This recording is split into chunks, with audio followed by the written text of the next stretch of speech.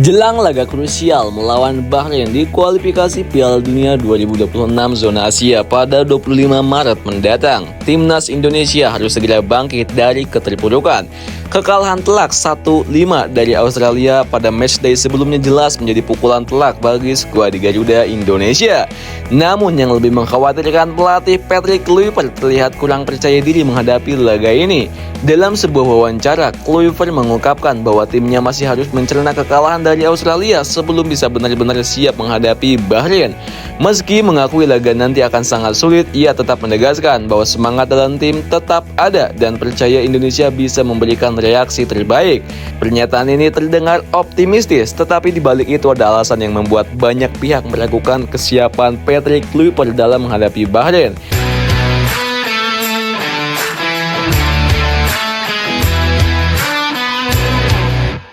Ternyata ada catatan kelam yang membayangi Kluivert jelang laga ini. Pelatih asal Belanda itu pernah mengalami kekalahan menyakitkan saat menghadapi Bahrain ketika masih menukangi timnas Curaçao pada Oktober 2021.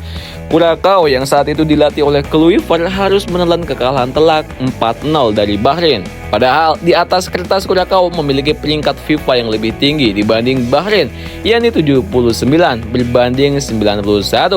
Kekalahan itu menjadi salah satu hasil buruk dalam periode kedua Kluivert menangani Curaçao, di mana ia hanya mencatatkan 1 kemenangan, 2 imbang dan 3 kekalahan dari 6 pertandingan.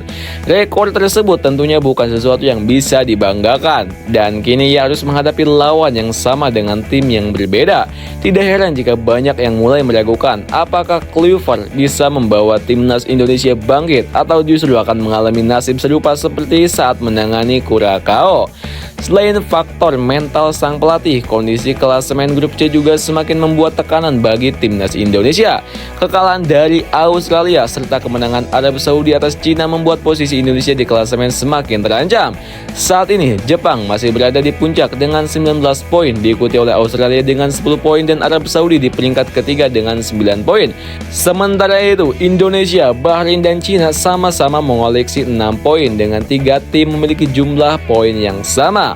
Laga melawan Bahrain akan menjadi pertandingan hidup mati bagi Indonesia. Kemenangan bisa menjaga peluang Garuda untuk lolos ke babak selanjutnya, sedangkan kekalahan bisa semakin memperkecil peluang mereka untuk tampil di Piala Dunia 2026. Di tengah situasi yang semakin sulit, perdebatan soal taktik juga mulai mencuat. Asisten pelatih timnas Indonesia, Alex Pastoor, menilai bahwa gaya permainan total football ala Belanda yang selama ini diterapkan Kluivert tidak cocok untuk timnas Indonesia. Menurutnya, skema permainan ofensif yang mengandalkan pergerakan dinamis di semua lini membutuhkan pemain dengan stamina luar biasa dan fleksibilitas dalam berbagai posisi, sesuatu yang sulit ditemukan dalam skuad Indonesia saat ini. Pastoor menilai bahwa strategi yang lebih realistis adalah catenaccio, teknik bertahan khas Italia yang menitik beratkan kepada kedisiplinan lini belakang dan serangan balik cepat. Menurutnya, skema ini lebih sesuai dengan karakter pemain Indonesia yang terbiasa dengan permainan yang lebih terstruktur dan disiplin dalam bertahan.